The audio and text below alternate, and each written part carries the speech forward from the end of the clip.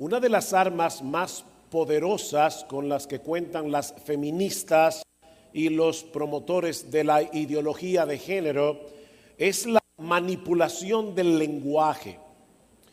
En estas últimas décadas, ambos movimientos han estado empeñados en cambiar el lenguaje para cambiar la sociedad. Por ejemplo, hace apenas unos años nosotros podíamos abordar a un grupo de personas con términos como estudiantes, ciudadanos, queridos lectores, y nadie se sentía mal.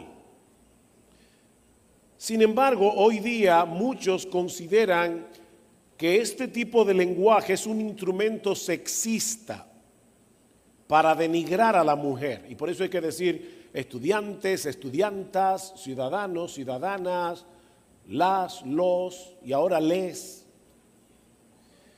De ahí el esfuerzo de crear una lingüística femenina que ha traído como consecuencia una deconstrucción del lenguaje, cuyo propósito ulterior es deconstruir la personalidad humana. Y el asunto se torna más complejo cuando se trata de palabras como igualdad, equidad, tolerancia, discriminación, por solo citar algunas. Mis hermanos, tenemos que estar conscientes de que el lenguaje está siendo manipulado para promover una ideología y para acallar a todos los que se oponen a esa ideología. A finales de la década de los 60, el psicoanalista y activista homosexual George Weinberg acuñó el término homofóbico para llevarnos a pensar que todo aquel que se opone a la práctica de la homosexualidad padece de un trastorno psicológico, una especie de fobia que debe ser tratada. Es una fobia neurótica que debe ser tratada terapéuticamente. La manipulación del lenguaje es una de las armas favoritas de las ideologías, como vemos claramente en el uso del término género. Hasta hace relativamente poco tiempo esta palabra era usada en el idioma español para referirse a algunas propiedades de los sustantivos, pronombres, adjetivos y algunas formas verbales a las que se les asignaba un género masculino, femenino o neutro. Pero a partir de la década de los 60 y de los 50 comenzó en el mundo anglosajón, tomó más fuerza en los 60. Esta palabra comenzó a referirse, a usarse para referirse a los dos sexos biológicos, masculino y femenino. Y así el término pasó de la gramática a la biología. Sin embargo, todavía en la década de los 50 era generalmente aceptado que el género y el sexo de una persona eran lo mismo. O sea, si tú eres de sexo masculino, ese era tu género también.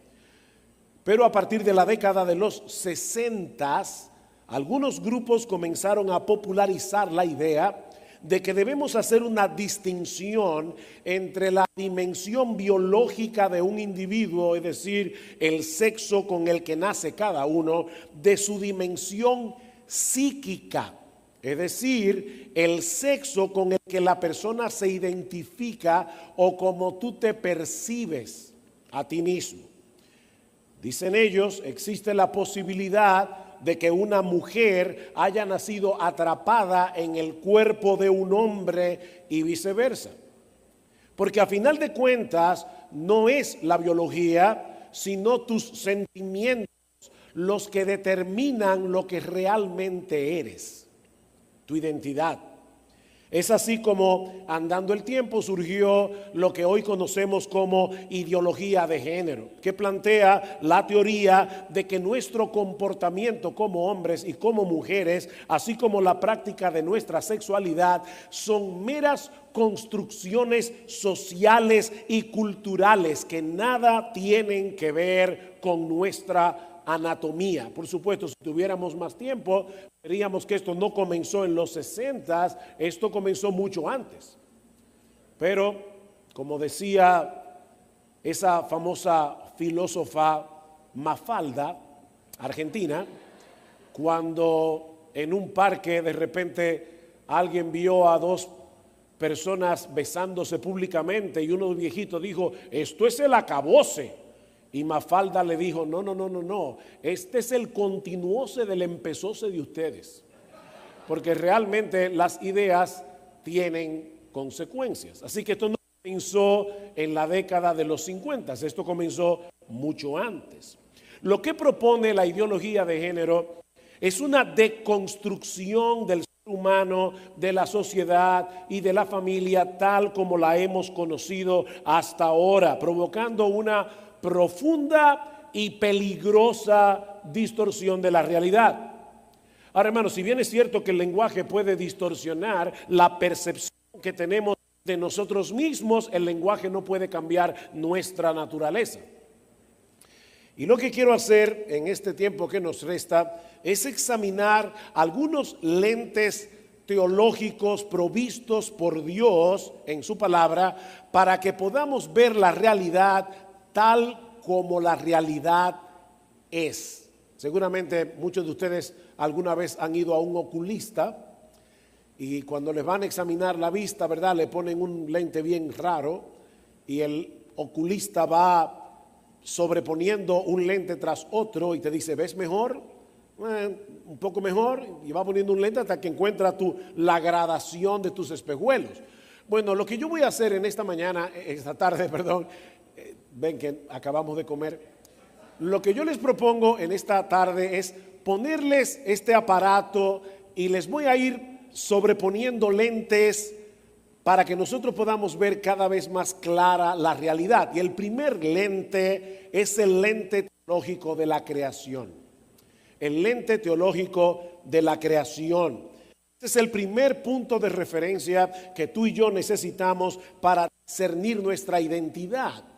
La Biblia no comienza en Juan 3:16, comienza en Génesis 1:1.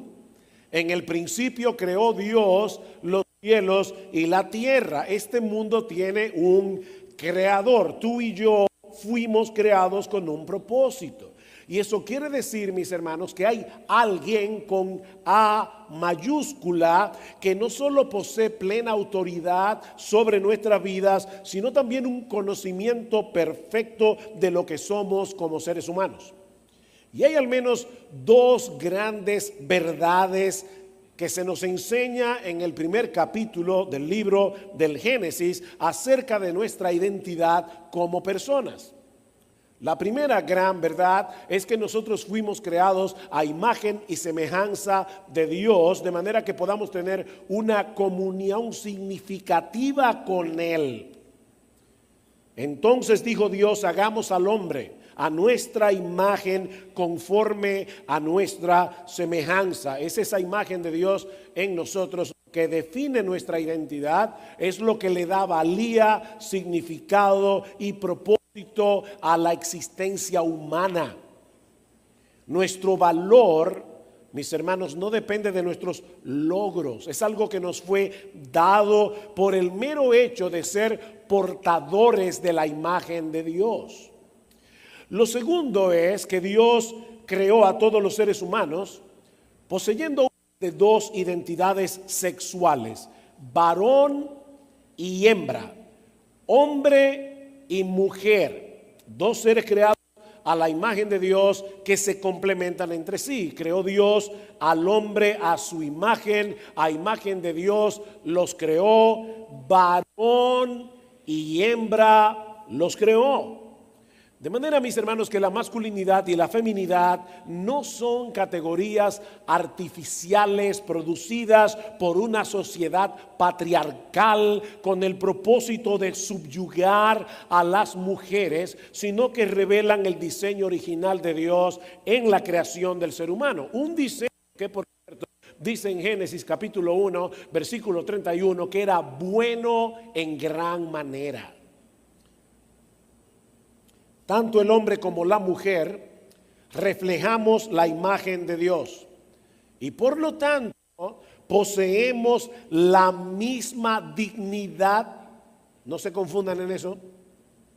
poseemos el mismo valor, pero el hombre fue creado para funcionar como hombre y la mujer fue creada para funcionar como mujer.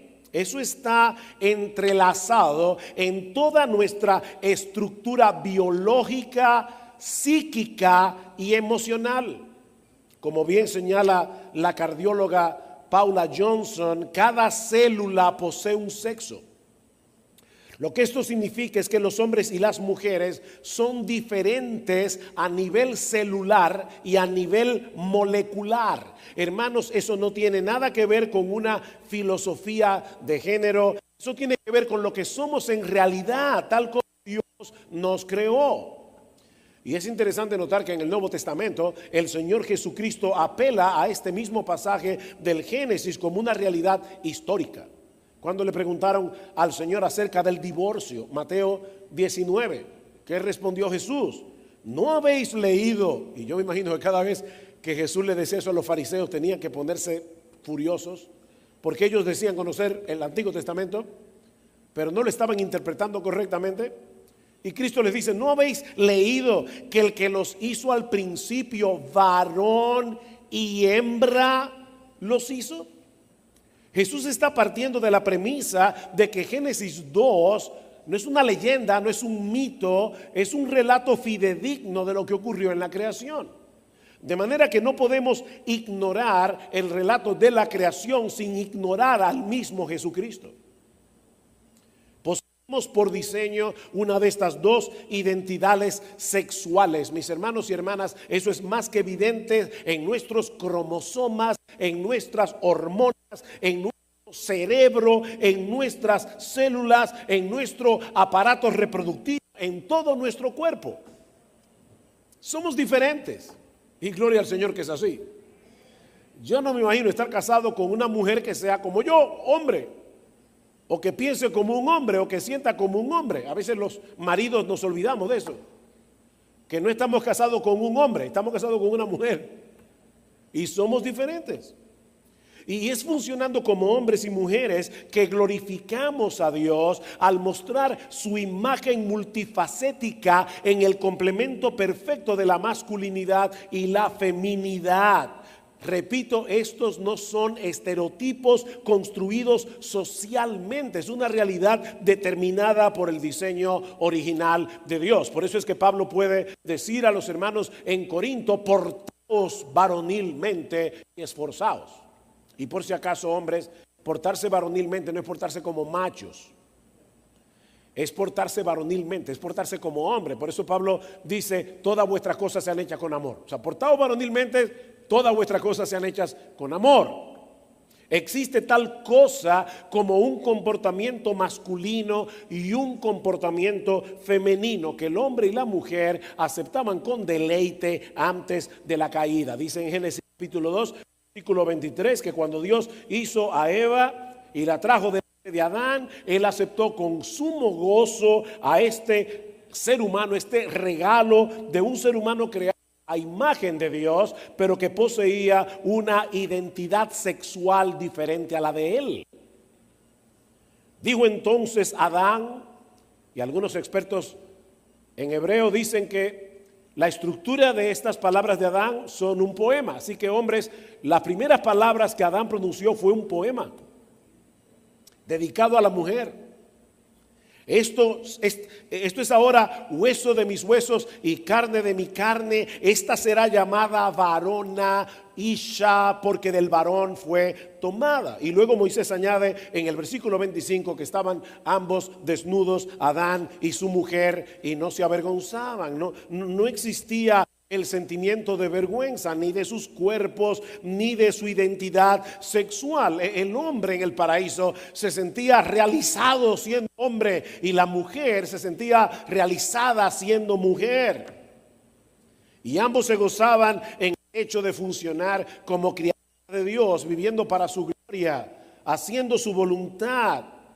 El hombre y la mujer hacían un despliegue de la gloria de Dios, de su sabiduría, de su poder creativo, funcionando como hombre y mujer. ¿Y saben qué, mis Ese es precisamente el foco de ataque de Satanás con la ideología de género. La gloria de Dios, no se pierdan en eso. Detrás de las multinacionales que están tratando de implantar su terrorismo ideológico en países como los nuestros, hay una conspiración cósmica de un alcance mucho mayor. Mis hermanos, este es un ataque diabólico contra la gloria de Dios reflejada en el ser humano, en la masculinidad, la feminidad. ¿Y saben lo triste de esto? Que el feminismo no se ha quedado afuera de las puertas de la iglesia. El feminismo está dentro de la iglesia. Cuando las mujeres quieren asumir roles que Dios no les ha dado. Hay una complementariedad entre los sexos. Una gloria de Dios que brilla en todo su esplendor e intensidad en la faz de Jesucristo. Así que no solo se trata de destruir al hombre y a la mujer creados a la imagen de Dios, no, es de destruir la unidad complementaria entre estos dos sexos que reflejan, aunque en una forma imperfecta, la unión de Cristo y de su iglesia. El hombre y la mujer, por si acaso, representan a Jesús. La mujer en el matrimonio representa a Jesús como aquel que voluntariamente se somete a la autoridad del Padre. El hombre representa a Jesús como aquel que es cabeza de la iglesia. Pero los dos están representando a Jesús. Cuando funcionamos como deberíamos funcionar, y esa gloria es el foco de ataque de este terrorismo ideológico. Lo que nos lleva a nuestro segundo lente teológico, el lente de la caída. Ya vimos el lente de la creación, ahora el lente de la caída. Dios le había dado al hombre instrucciones claras y precisas acerca de sus límites en el huerto del Edén. Ellos podían comer lo que quisieran menos del árbol de la ciencia del bien y del mal. Si se atrevían a traspasar ese límite, iban a morir por su desobediencia. Así que Satanás, noten lo que hace. Satanás obvia la autoridad de Adán y va directamente a Eva para hacer ahora de Eva la cabeza del hogar. Ahora resulta que Adán, que era la cabeza que estaba supuesto a enseñar a Eva las instrucciones de Dios, porque todas las instrucciones que Dios dio en el huerto del Edén las dio antes de crear a Eva, y aún Adán le puso nombre a los animales antes de crear a Eva. Y hermanas, lo primero que hizo Eva después que fue creada no fue criticar los nombres que Adán le puso a los animales. Ahora lo que el diablo está haciendo es colocando a Eva como pastora del huerto del Edén. ¿Ven? El diablo va directamente a Eva para hacer de Eva cabeza del hogar, y es Eva ahora la que instruye a Adán para que coma del árbol. La distorsión. Y es interesante que Pablo usa esa misma historia en 1 Timoteo capítulo 2 para decirnos por qué las mujeres no deben ejercer dominio ni tomar el papel oficial de enseñar en la iglesia, porque Adán fue formado primero, después Eva, y Adán no fue engañado, sino que Eva, siendo engañada, incurrió en transgresión. Lo que Pablo está diciendo es, noten lo que pasa cuando la mujer asume ese papel, un papel que no le fue dado. Hermanas, eso no denigra a la mujer en absoluto, como no denigra a Jesús el hecho de ser Dios y ser igual al Padre y al mismo tiempo estar sometido al Padre. El Padre es cabeza de Cristo, dice en 1 Corintios capítulo 11. A veces personas me preguntan, ¿y si las mujeres no pueden ser pastoras y no pueden predicar, qué hacen en la iglesia? Y yo les respondo, lo mismo que hacen un montón de hombres que tampoco predican ni son pastores. eso no denigra a la mujer. Es un asunto de reflejar un esquema de autoridad que refleja el esquema trinitario. El Hijo se somete al Padre y el Espíritu Santo es enviado por el Padre y por el Hijo. Es impresionante eso. Hay un esquema en la Trinidad de operación, aunque los tres son igualmente Dios. Entonces la serpiente dijo a la mujer: no moriréis, sino que sabe Dios que el día que comáis de él serán abiertos vuestros ojos y seréis como Dios, sabiendo el bien y el mal. Y como vemos en el resto del relato, Satanás le estaba ofreciendo a la mujer exactamente lo mismo que le ha ofrecido al hombre desde entonces: conocimiento, placer y autonomía. Ahora es importante que digamos esa palabra en el mismo orden, esas palabras: conocimiento, placer y autonomía, porque no hay nada de malo ni en el conocimiento ni en el placer, siempre y cuando no actuemos como seres autónomos de Dios. El problema no está ni en el conocimiento ni en el placer, el problema está en la autonomía. Ustedes no van a tener más que someterse a la autoridad de Dios y así seréis como Dios. Y todos sabemos el resto de la historia. A Eva le pareció genial desobedecer el mandato explícito de Dios para seguir los dictados de su corazón y de sus sentimientos. ¿No es esa la filosofía de hoy? Sigue tu corazón. No puede ser malo si se siente bien. Sin embargo, tan pronto el pecado entró en el mundo, el hombre y la mujer sintieron vergüenza de sus propios cuerpos. Qué interesante. Dice en Génesis 3:7: entonces fueron abiertos los ojos de ambos y conocieron que estaban desnudos. Recuerden que nuestra valía y significado son determinados por el hecho de haber sido creados a imagen y semejanza de Dios. Si dejamos a Dios fuera de la ecuación, no tenemos ningún punto de referencia para definir nuestra identidad. Tan pronto el pecado entró en el mundo, el corazón del hombre se convirtió en una fábrica de deseos engañosos, malignos y dañinos. El hombre comenzó a experimentar envidia, amargura, enojo, codicia, descontento, confusión y vergüenza. Y es en ese contexto en el que podemos entender el problema de la disforia de género, que es como se denomina la patología de no sentirte a gusto con tu sexo biológico. Disforia es lo contrario a euforia. Cuando tú dices que una persona está eufórica, es que está como muy alegre, muy, ¿cómo diríamos? Muy contento, muy... Bueno, la disforia es lo contrario a euforia. Y déjenme decirles algo, hermanos, y por eso oraba al principio que el Señor nos diera un corazón compasivo. Los individuos que de verdad se sienten atrapados en el cuerpo equivocado experimentan una angustia real por causa de su identidad sexual. Es una angustia real. Es terrible que un individuo se perciba a sí mismo como perteneciendo a un género que no encaja con su sexo biológico. Pero la forma de ayudarlo no es aconsejándole a que siga la inclinación de su corazón, porque la realidad es que él es lo que él es, o ella es, independientemente de cómo se perciba a sí mismo o a sí misma. Adán y Eva en el paraíso desearon ser Dios, ¿no es así? Bueno, en cierto sentido, ese fue el primer caso de disforia de género de la historia. Porque ellos quisieron ser lo que no eran.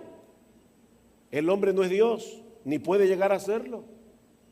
Era un deseo engañoso.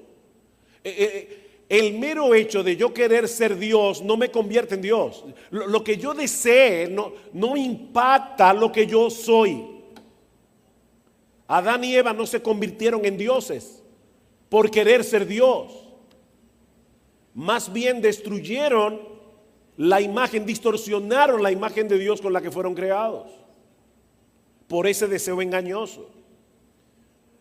Paul McHugh, profesor de psiquiatría en la Escuela Médica Johns Hopkins, él dice: los hombres transgéneros no se convierten en mujeres, ni las mujeres transgéneros se convierten en hombres. Todos ellos, incluyendo a Bruce Jenner, vienen a ser hombres feminizados o mujeres masculinizadas. Y luego dice: el tratamiento para ese tipo de personas no debe ser dirigido al cuerpo con cirugías y hormonas, de la misma manera que no tratamos con liposucción temor a la obesidad de los pacientes anoréxicos. El tratamiento debe tratar de corregir la naturaleza problemática y falsa de sus presuposiciones y resolver los conflictos psicológicos que eso provoca. ¿Qué tú haces con una muchacha que pesa 90 libras, pero ella se ve gorda? Sufre de anorexia. ¿Le hacemos una liposucción? ¿O la ayudamos a entender que ella tiene un problema aquí? La ayudamos a tratar con su pensamiento. Es exactamente lo mismo que pasa con esas personas que se sienten atrapados en el cuerpo equivocado. El problema de la ideología transgénero es que está llevando a muchas personas a pensar que su cuerpo es irrelevante. De paso, eso es gnosticismo. No importa lo que diga tu ADN, no importa lo que diga tu aparato sexual. Tus sentimientos son los que definen tu verdadero yo. ¿Ven? Los sentimientos subjetivos del individuo vienen a ser el factor determinante para definir tu identidad. La buena noticia es que la historia no termina en Génesis 3. Lo que nos lleva a nuestro tercer lente teológico, la doctrina bíblica de la redención. En Génesis capítulo 3, versículo 15, Dios promete enviar un Salvador, nacido por cierto de mujer, que habría de aplastarle la cabeza a la serpiente, aunque en el proceso él mismo sería herido en el calcañar. El Hijo de Dios se hizo hombre para morir por nosotros en una cruz y revertir los efectos de la caída. Mis hermanos, Cristo no vino al mundo para que algún día podamos ir al cielo. Él no vino a poner una agencia de viajes. Cristo vino al mundo, dice en Primera de Juan capítulo 3, versículo 8, para deshacer las obras del diablo. ¿Ven? Él se encarnó para enderezar lo que quedó torcido por causa de la entrada del pecado, incluyendo las distorsiones engañosas de nuestro propio corazón. Hace unos años estaba hablando con una joven que había sido lesbiana por muchos años. Y ella me decía con angustia: yo no sé si alguna vez yo voy a poder funcionar como una mujer. Y yo le decía: perdóname, pero tú eres una mujer. Independientemente de lo que haya sido tu práctica sexual, tú, si te convertiste a Cristo, ya tú no eres lesbiana. ¿Qué dice Pablo en 1 Corintios capítulo 6? Dice: no es rey, ni los fornicarios, ni los adúlteros, ni los afeminados, ni los ladrones, ni los avaros, ni los que se echan con varones entrarán en el reino de Dios. Pero luego Pablo añade: y esto erais. ¿Ven? Esto erais. Yo puedo decirle a una lesbiana: tú eras lesbiana. Yo puedo decirle a un homosexual: tú eras homosexual. Porque ya habéis sido lavados, ya habéis sido justificados, ya habéis sido purificados en la sangre del Señor Jesucristo. Esa es la obra que hace Jesús. Y es verdad que la lucha contra el pecado no desaparece en la conversión. Hermanos, es importante que entendamos eso. La lucha contra el pecado no desaparece necesariamente. Pero ahora podemos identificar esos deseos engañosos como lo que son, distorsiones de la realidad, a la vez que tenemos en Cristo todos los recursos que necesitamos para luchar contra esos deseos engañosos. Cristo vino a restaurar la imagen de Dios en nosotros, que quedó distorsionada por causa del pecado. Y aunque esa obra no termina hasta la glorificación, es algo que gradualmente sucede en el cristiano al contemplar en el evangelio la gloria de nuestro bendito Señor y Salvador. Que dice Pablo en 2 Corintios capítulo 3 versículo 18. Y ahora nosotros todos, contemplando como en un espejo la gloria del Señor, somos transformados de gloria en gloria en la misma imagen como por el Espíritu del Señor. Contemplando su gloria somos transformados. Qué bendición. Hay esperanza. Hay esperanza. Porque la gracia de Dios salva y transforma. Para que podamos funcionar como lo que somos, seres creados a imagen de Dios, con una de dos identidades sexuales: o somos varón o somos hembra, o somos hombre o somos mujer. Cristo vino a deshacer las obras del diablo. Pablo le escribe una carta a Tito en Creta y le dice: mira, Tito, tú debes instruir a las ancianas para que sean maestras del bien, que enseñen a las mujeres jóvenes a amar a su marido y a sus hijos, ser cuidadosas de su casa, buenas, sujetas a sus maridos, para que la palabra de Dios no sea blasfemada. Pero escuchen, tú sigues leyendo el texto y Pablo dice en el versículo 11: porque la gracia de Dios se ha manifestado para salvación a todos los hombres. Ese porque está conectando, ¿verdad?, lo que Pablo está diciendo en los versículos 14 con lo que ha dicho antes. Tito enseña a las mujeres más maduras de la iglesia a que sean maestras del bien y que enseñen con su vida, con su ejemplo, a las mujeres más jóvenes a comportarse como mujeres. ¿Y sabes por qué nosotros ahora podemos comportarnos de esa manera? Porque la gracia de Dios se ha manifestado para salvación a todos los hombres. Eso es lo que hace la gracia. La gracia salva, pero la gracia también restaura. La gracia salva, pero la gracia también santifica. La gracia transforma. 1 Corintios 1:6, que ya cité: ¿no sabéis que los injustos no heredarán el reino de Dios? No erréis, ni los fornicarios, ni los idólatras, ni los adúlteros, ni los afeminados, ni los que se echan con varones, ni los ladrones, ni los avaros, ni los borrachos, ni los maldicientes, ni los estafadores heredarán el reino de Dios. Y esto heredáis algunos.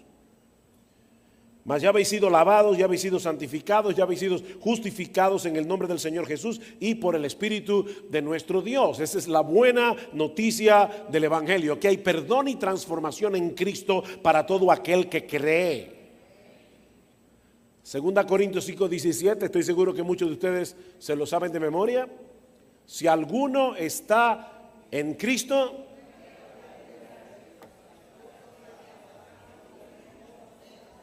amén. Nueva criatura es. ¿Saben lo que dice el texto literal? Nueva creación es. Si alguno está en Cristo, es una nueva creación. Qué glorioso es eso.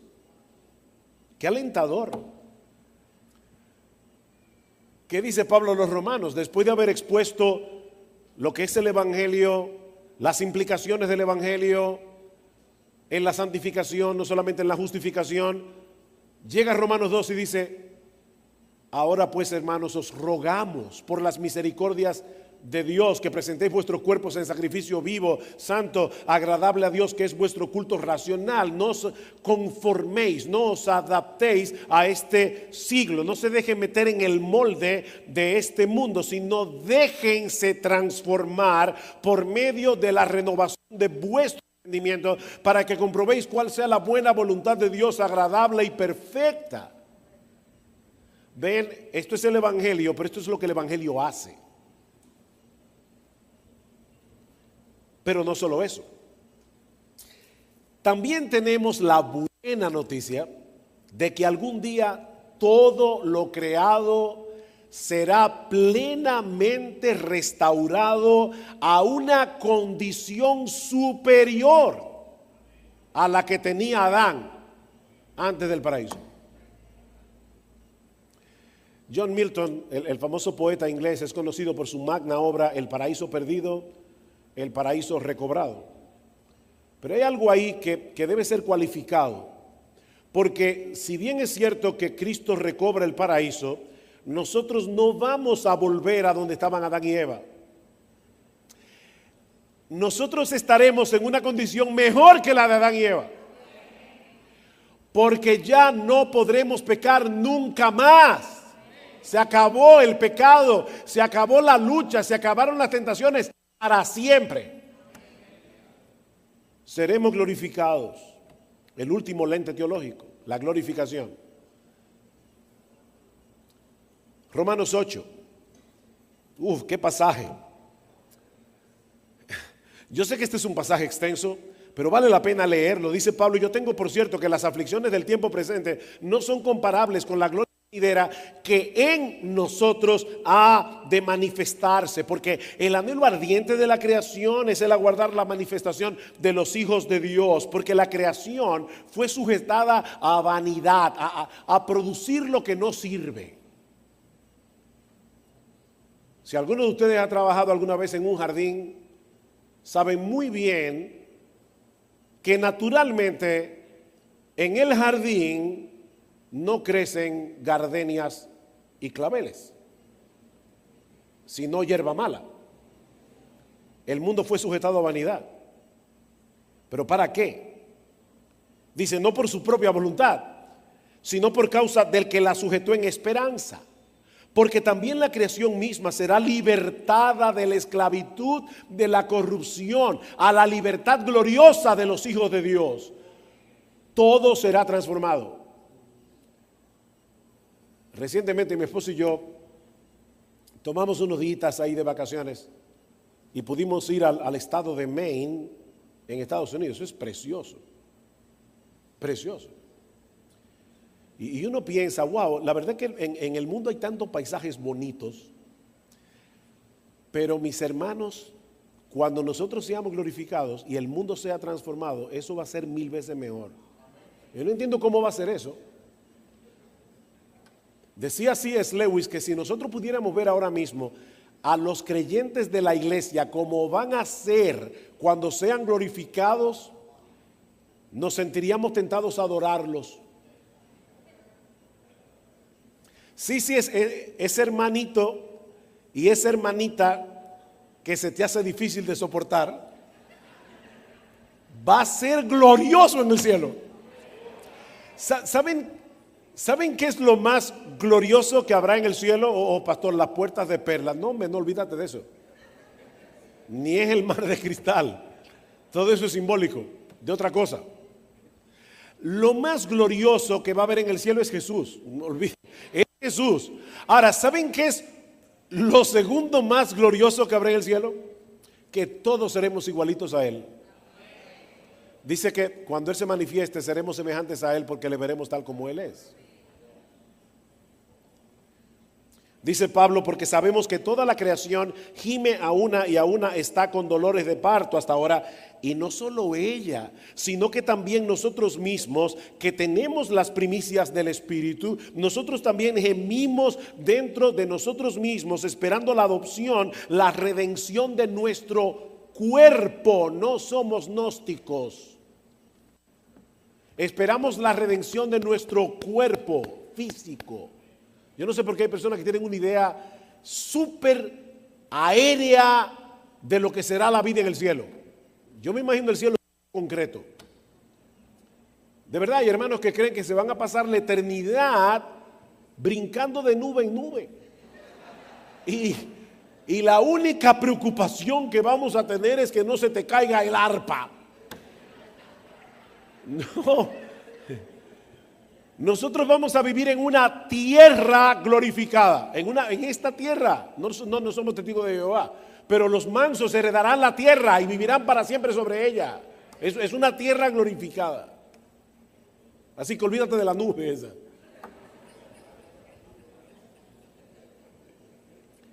Pablo dice, ahora gemimos porque, junto con la creación, pero ese gemir mira hacia el futuro con esperanza, porque nosotros tenemos la plena certeza de que al final nosotros seremos librados de todos los efectos dañinos causados por el pecado. No solo en nuestro cuerpo, sino también en toda nuestra personalidad. En aquel día nosotros vamos a reflejar el brillo de la gloria de Dios en Cristo sin nada que pueda empañar ese esplendor, como hombres y mujeres creados a imagen y semejanza de Dios. Allí no habrá disforia de género. Cuando Cristo, que es nuestra vida, se manifieste. Colosenses 3. Nosotros seremos manifestados con Él en gloria. ¿Qué? Aleluya. Aleluya.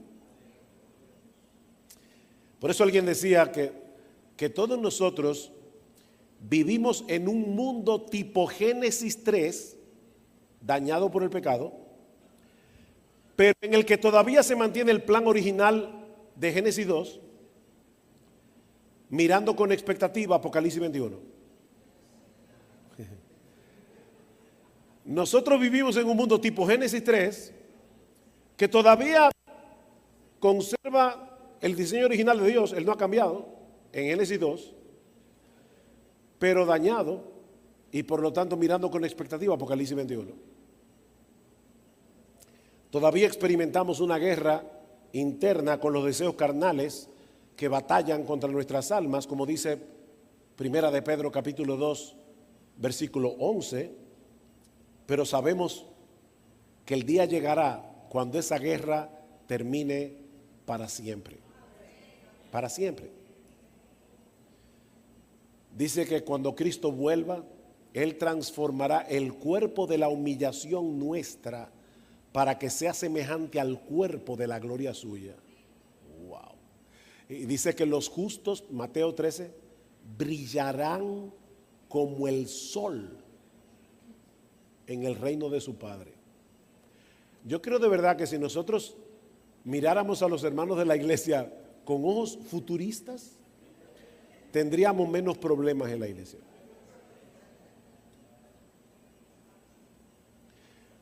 Los justos brillarán como el sol en el reino de su Padre. He aquí, hermanos, los lentes a través de los cuales debemos contemplar la realidad. La doctrina bíblica de la creación, la doctrina bíblica de la caída, la doctrina bíblica de la redención y la doctrina bíblica de la consumación o de la glorificación. Todo lo que se encuentra fuera de ese foco visual no es otra cosa que una ilusión engañosa. Es un espejismo destructor. Y hermano, yo insisto, debemos mirar con compasión a los que están experimentando disforia de género o incluso que han dado un paso más allá y han comenzado un proceso de transformación a través de cirugías, a través de hormonas, para aparentar ser lo que no son. Eso debe llenarnos de compasión. Eso no es motivo de chiste, hermanos. Estos individuos siguen siendo seres humanos creados a la imagen de Dios, aunque distorsionada. Y por lo tanto debemos tratarlos con dignidad. ¿Tú oyes bien? Debemos tratarlos con dignidad. En nuestra iglesia hay un ministerio para predicar el evangelio a las prostitutas. Y en una ocasión, hace unos años, las hermanas que llevan a cabo ese ministerio idearon hacer una cena de Navidad. Y no dijeron, pastores, miren, tenemos una idea, y es que ese día nosotras nos vamos a sentar con estas mujeres y ustedes los hombres nos van a servir, porque ellas están acostumbradas a que los hombres abusen de ellas. Y nosotros queremos mostrarles todo lo contrario, queremos mostrarles hombres que sirven a las mujeres. Y a nosotros nos pareció muy bien la idea, muy buena. Y me pidieron a mí específicamente que diera un devocional y que le predicara la palabra. Pero cuando yo voy llegando al salón, salió un hermano y me dijo, pastor, déjeme darle advertencia desde ahora. Hay 4 personas allá adentro que son hombres vestidos de mujeres. ¿Qué uno hace con eso?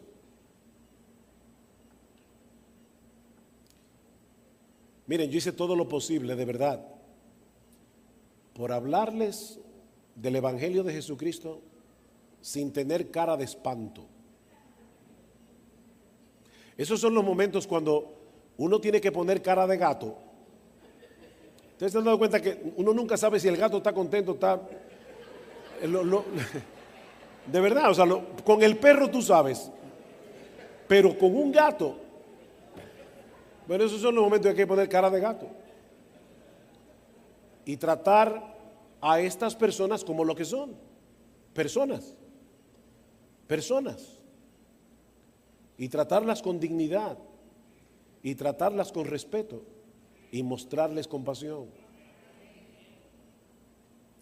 No podemos sacrificar la verdad en aras del amor, eso nunca. Ni debemos sacrificar el amor tampoco en aras de la verdad.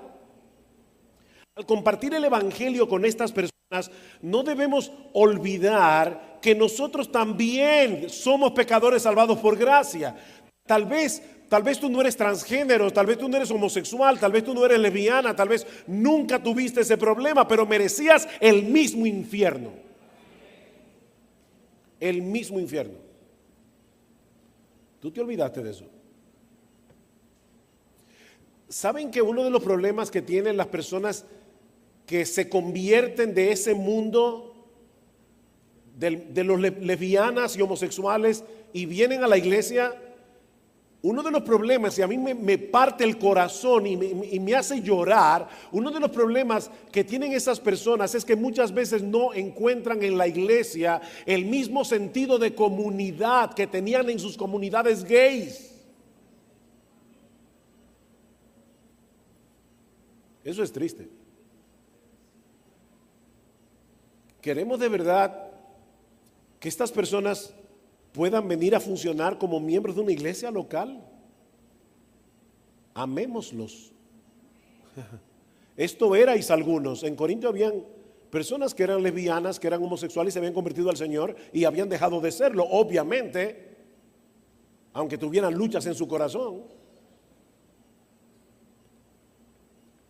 Pero nosotros tenemos que modelar una verdadera comunidad donde el amor es visible allí. Lo mismo que la predicación de la verdad.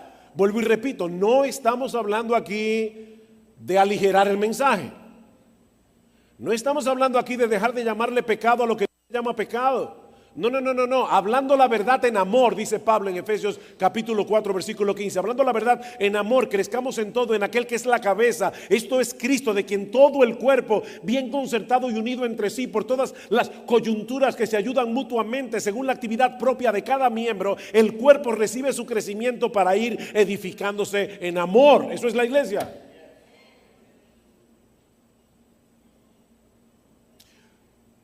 ¿Saben qué es lo que hace la diferencia entre nosotros y ellos? La gran diferencia es que nosotros fuimos rescatados de nuestra vana manera de vivir, heredada de nuestros padres, solo por Cristo, solo por gracia y solo por medio de la fe.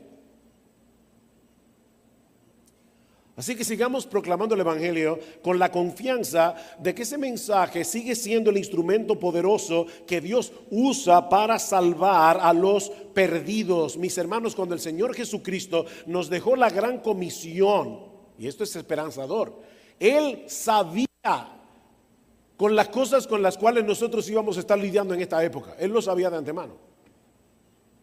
Él sabía que nosotros íbamos a estar lidiando con este problema de la ideología de género, pero todavía tenemos la encomienda de hacer discípulos de todas las naciones, sabiendo de antemano que no importa cuán difícil se pongan las cosas en los años venideros, nuestro bendito Salvador prometió estar con nosotros todos los días hasta el fin del mundo, mientras seguimos predicando el evangelio y haciendo discípulos.